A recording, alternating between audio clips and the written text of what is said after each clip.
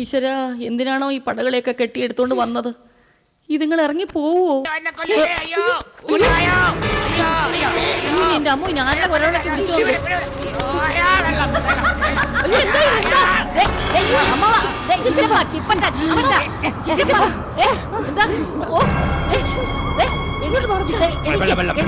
അയ്യോ ദൈവമേ, നമ്മളെ കോടതി കയറ്റി നിങ്ങൾ ഇവിടുന്ന് പോകത്തുള്ളൂ.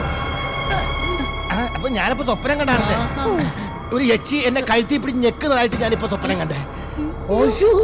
ഒരു യക്ഷിയുടെ ദൈവമേ, ഒരു സ്വല്പം കാണാൻ കണ്ട ഒരു നേരം മാടനും യക്ഷിയും. അയ്യോ, ഇതുങ്ങളെ കണ്ടാലും മാടനും മറുതലയും പോലെ ഇരിക്കുന്ന. ആഹാ, ഇവിടെ നടക്കുന്ന യാതൊന്നും ഇതുങ്ങൾ അറിഞ്ഞിട്ടില്ല.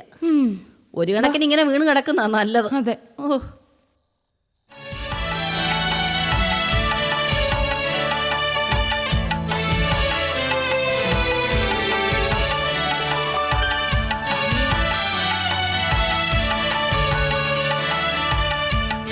എവിടെ പോയി?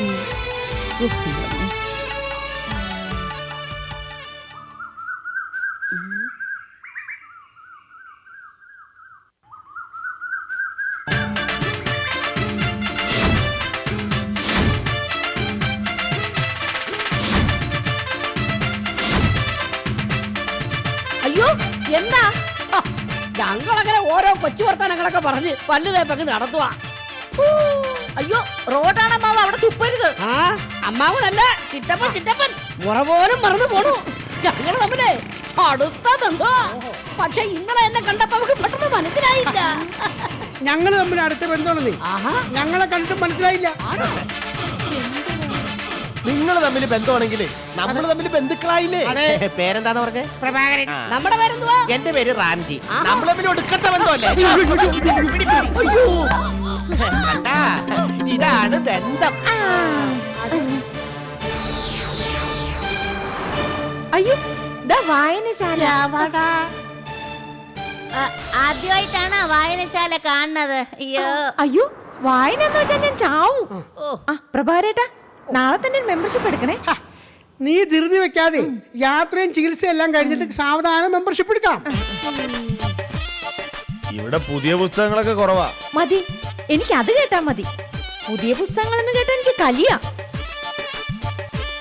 എന്തോന്നടാ? പഴയ പുസ്തകങ്ങൾ, അതാണ് നന്ദിയുടെ ഹരം. യാത്ര പോകുമ്പോ ഞങ്ങൾ കുറെ പഴയ പുസ്തകങ്ങൾ കൂടെ കൊണ്ടുപോകും. അടുത്ത മാസം സർക്കസ് വരുന്നുണ്ടല്ലോ. അയ്യോ, ഒരു സർക്കസ് ഇപ്പോഴേ തുടങ്ങി. പല്ലുതേപ്പ് ഒരു കഥയാണെന്ന് ഇപ്പഴാ മനസ്സിലായത്. അത് കലാകാരന്മാരുടെ കൂടുതൽ. എന്നാ നിന്നങ്ങോട്ട് തേച്ചാത്ത.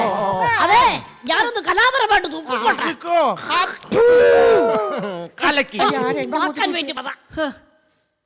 എടാ പപ്പ, അമ്മാവാ, എനിക്ക് പേടിയാവുന്നു. ഒരു പടയല്ലേ വീട്ടിൽ തമ്പടിച്ചിരിക്കുന്നേ. ചേച്ചി, ആർക്കും ആരെയും തിരിച്ചറിഞ്ഞൂടാ. എന്നിട്ട് പറയുന്ന കേട്ടില്ലേ, അടുത്ത ബന്ധുക്കളാണ്, അടുത്ത ബന്ധുക്കളാണെന്ന്.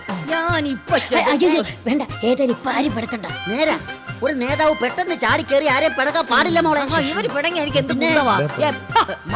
ചേച്ചി, പല്ല് തേച്ച് കഴിഞ്ഞാൽ ഉടനെ എനിക്ക് പ്രാതല് കഴിക്കണം. ജന്മനാളുള്ളൊരു ശീലമാണ് എനിക്ക്. അല്ല, പേരെന്താന്ന് പറഞ്ഞ മറന്നുപോയി. നമ്മൾ തമ്മിൽ അടുത്ത ബന്ധുക്കളല്ലേ, അപ്പൊ താമസം. ഞാനിവിടെ അടുത്ത് തന്നെ. ഞങ്ങൾക്ക് വലിയ ദൂരമൊന്നുമില്ല. എന്നാ ആണുങ്ങൾ അതിരിക്കട്ടെ അല്ലേ ചേച്ചി? ഇരിക്കേട്ടാ.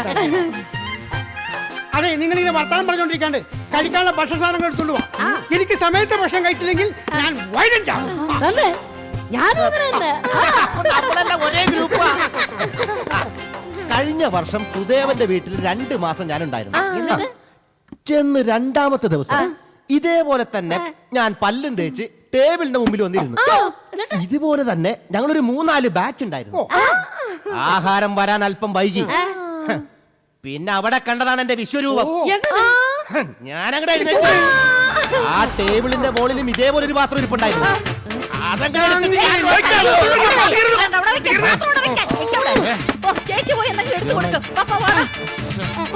എന്തെങ്കിലും കിട്ടൊരു പാത്രം കയ്യില്.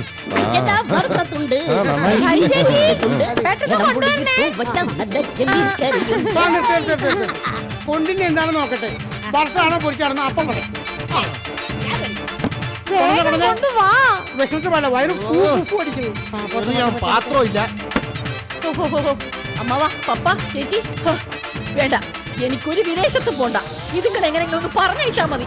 ചേച്ചി അങ്ങനെ മുറിച്ചിട്ടല്ലോ പറയല്ലേ, അവരും കൂടെ വന്നോട്ടെ, നമുക്കൊരു ബാച്ചായിട്ട് പോയിട്ട് വരാം. അതെ, നമ്മുടെ കാശല്ലല്ലോ, നഗറിലെ ജനത്തിന്റെ പൈസ. അതെ, ദൈവമായിട്ട് തന്ന പനിയാ. പൊന്നുമോളെ, നമ്മളായിട്ടത് കളഞ്ഞു പുളിക്കരുത്. അവന്റെ വായിൽ ഈ പാത്രം വല്ലോ തിരികെ കേട്ട്.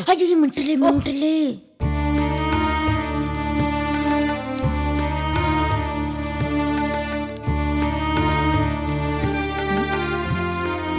ഇതെന്താ പകലും ഒരു പുതപ്പ്? ചെറിയ ഒരു കുളിരും പനി. ഡോക്ടറെ കാണാൻ പോവാ. ചെറിയ കുളിരും പനിയും. സാരമില്ല,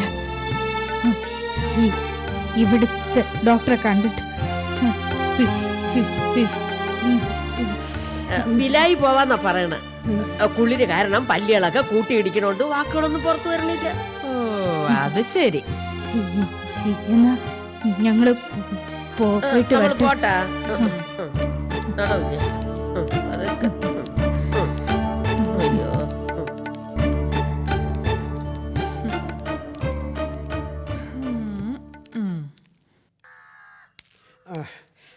അപ്പൊ നമ്മൾ വളരെ അടുത്ത ബന്ധുക്കളാണ്.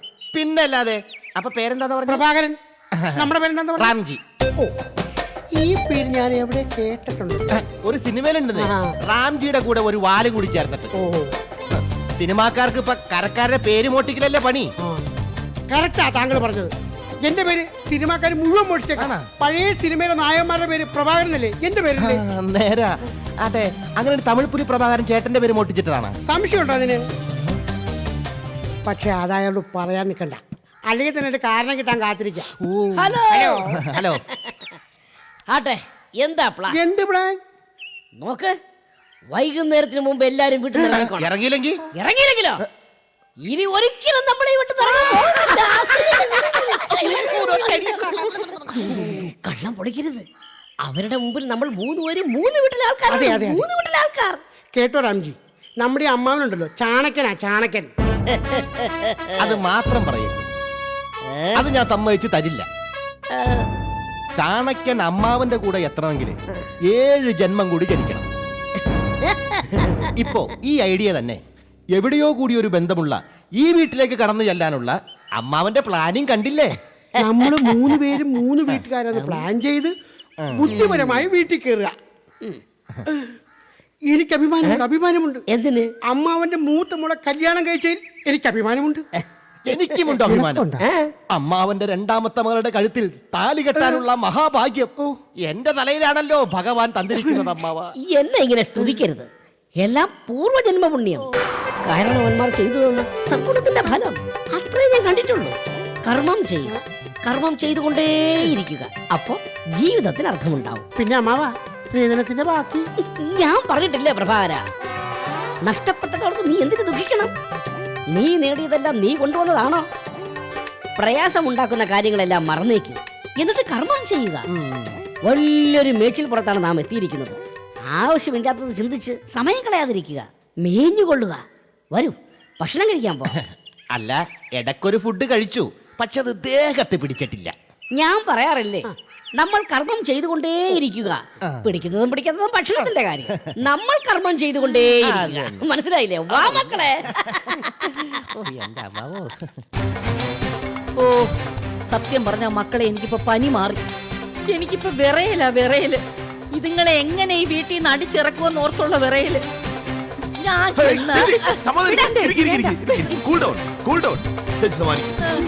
ഞങ്ങള് തന്ത്രപരമായിട്ട് പറഞ്ഞു നോക്കാം. ഇവരുടെ അടുത്ത് അവരോട് പറഞ്ഞ സതിയുടെ കൺട്രോൾ പിടിക്കരുതെന്ന്. ചേച്ചി വന്നേ. അയ്യോ, വെട്ടവനെ. ഞാനും വെട്ടി. ഈശ്വര, അവിടെ കൊലപാതകം നടക്കുന്നു. വാ. ഞാൻ പറ്റി. നീ വെട്ടുമെങ്കിൽ ഞാനും വെട്ടി. അതിന്റെ മുകളിൽ കയറിയൊന്ന് വെട്ടി. ഇതിന്റെ മോളിൽ കയറി ഞാൻ വെട്ടിക്കാണിക്കണം. ഇങ്ങോട്ട് പോരട്ടെ.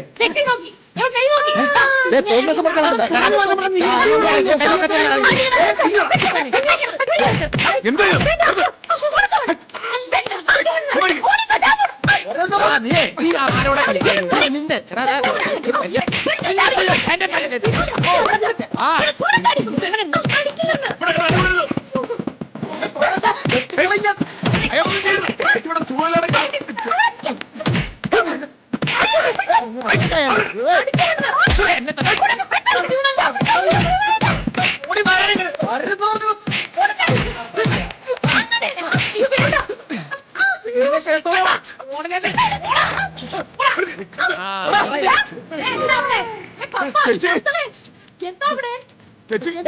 തല്ലില്ലാത്ത ചീട്ടുകളെ കുറിച്ച് എനിക്ക് ചിന്തിക്കാനേ പറ്റില്ല. ചീട്ടുകളി കണ്ടുപിടിച്ച കാരണവന്മാര് ചീട്ടുകളിയോടൊപ്പം കുറച്ച് കയ്യാങ്കളി കണ്ടുപിടിച്ചു. അതെ അതെ അതെ കളി തുടങ്ങുമ്പോ തന്നെ ഒരു കാൽക്കുലേഷൻ ഉണ്ടാവും. ഈ പോയിന്റിൽ തന്നെ തല്ല് വീഴും. ഇതെന്തോന്ന് തല്ല്? കഴിഞ്ഞ മാസം കളിക്കിടെ ഒരു തർക്കത്തിന് എന്റെ പ്രൊബാരേറ്റർ അയാളിപ്പോഴും ആശുപത്രിയിൽ ഇറങ്ങിയിട്ടില്ല. ഞാൻ 2 ആഴ്ച ജയിലിലായിരുന്നു. ഞാനിപ്പോ ജാമ്യത്തിൽ ഇറങ്ങിയതേ ഉള്ളൂ. അയ്യോ, അതെ, ഈ അടികൊണ്ടോടിയ ആളെ ഇവിടുത്തെ ചെറിയൊരു തല്ലിപ്പൊളിയാ. ഞങ്ങളും അവനെ തല്ലി പൊളിച്ചല്ലോ. അവനെയൊക്കെ പിടിച്ചെന്തിനാ കളിക്കാൻ ഇരുത്തിയേ? അത് ഈ കളിയുടെ ഒരു ശാപമാണ്. 28 അഥവാ ഗുലാം പെരിശിന് കോറം തയ്യണമെങ്കിൽ 4 പേര് വേണം. അവൻ ഇപ്പൊ ആളെ ഇങ്ങോട്ട് വരും കോളം തേക്കാനായിട്ട്. വരട്ടെ, അവൻ ഇങ്ങ് വരട്ടെ. വരട്ടെ, അവൻ വരുന്നവരെ നമുക്കൊരാൾ വേണം. ഛേ, മോളിലിട്ട് തല്ലിയാ മതിയായിരുന്നു. തല്ലിക്കഴിഞ്ഞ് പിടിച്ചിരുത്തി കളിപ്പിക്കായിരുന്നു. കളിക്കാൻ താണ്ടേ ആളൊക്കെ നിക്കുകയല്ലേ. അയ്യോ, എനിക്ക് ചീട്ട് അറിഞ്ഞൂടാ. അയ്യോ, അയ്യോ, എനിക്ക് അയ്യോ, അതൊക്കെ നമ്മൾ പഠിപ്പിച്ചു തരും. ക്ലാവർ ഡയമണ്ട് ഇപ്പോഴും ആടുതൻ ഇത്രയും പറയാറിയാലോ. പിന്നെ ഈസിയാ.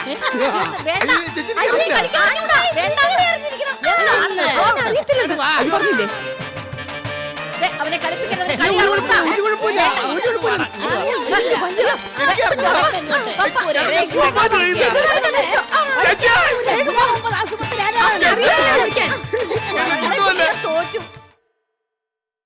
ദേശൗന്നരെ നോക്ക്, എനിക്ക് എന്റെ കൺട്രോൾ വിട്ട് വരിക. എപ്പോഴാ ഞാൻ കെട്ടുപൊട്ടിച്ച് ചാടുന്നെന്ന് അറിയത്തില്ല. ചേച്ചി ആരുത്, നാട്ടുകാരറിഞ്ഞ നാണക്കേടാ. അതല്ല, ഞാൻ പറഞ്ഞ പോലെ ആൾക്കാരെ മണ്ടന്മാരാക്കാൻ നോക്കിയതിന്റെ ശിക്ഷയാ. നമ്മളെ ജയിപ്പിച്ച് വിടുന്നവരെ തീരെ കഴുതകളാക്കിയ നമ്മളെ ദൈവം കഴുതകളാക്കും.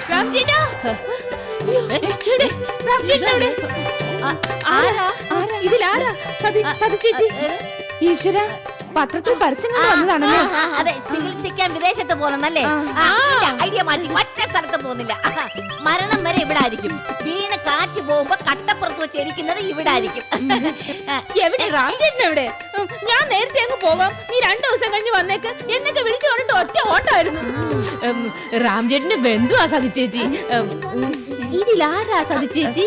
അത് പിന്നെ ഇത് സാധിച്ചു. അയ്യോ, ഇവിടെ ഉണ്ടായിരുന്നു. ആ, ഭ്രാന്ത് മുത്ത് എവിടെ ഓടിപ്പോയി. അത് നല്ലത് തന്നെ, കുറച്ചുകൂടെ സ്വാതന്ത്ര്യം കിട്ടുമല്ലോ. എവിടെ റാംജേട്ടൻ? എവിടെ റാംജേട്ടാ?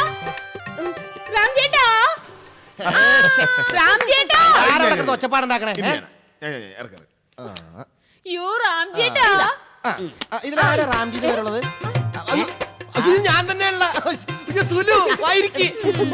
ഇപ്പൊ തീരും. ഒരു 3 മണിക്കൂർ നീ കുളിച്ച് ഭക്ഷണം കഴിച്ച് ഒന്ന് ചുറ്റിയടിച്ച് തിരിച്ചു വന്ന് വിശ്രമിച്ച് കഴിയുമ്പോ ഈ കളി ഫിനിഷ് ആവും. വർത്തമാനം പറയാൻ പ്രഭാകരന്റെ ടീമായി ഇപ്പൊ ജയിച്ചു നിൽക്കുന്നേ. റാംജേട്ടാ, വിട്ടുകൊടുക്കുന്നുണ്ടോ? ഏട്ടൻ ആരും മുന്നിൽ തോന്നുന്നത് എനിക്ക് സഹിക്കാൻ പറ്റില്ല. അയ്യോ, ഈശ്വരാ, വീട്ടിനകത്ത് ചീട്ടുകളി. എന്റെ കുടുംബത്തിൽ ഇത് ആദ്യത്തെ സംഭവം.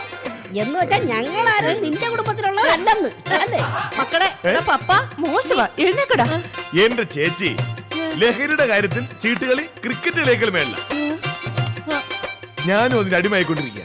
ഈശ്വര, എനിക്ക് പനി വരാൻ കണ്ട നേരം.